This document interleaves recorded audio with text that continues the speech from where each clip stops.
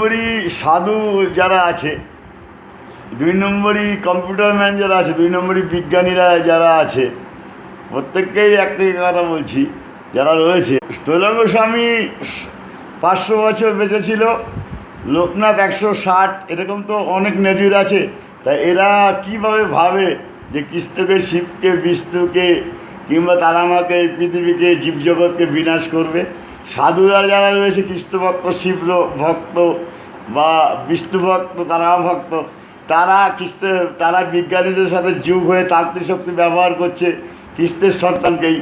তারা কি ভেবেছে, কোনোদিন ভাবে যে বিচার আছে? হ্যাঁ, টাকা কত পেয়েছেন সাধুসঙ্গ, তান্ত্রিক সাধুসঙ্গরা?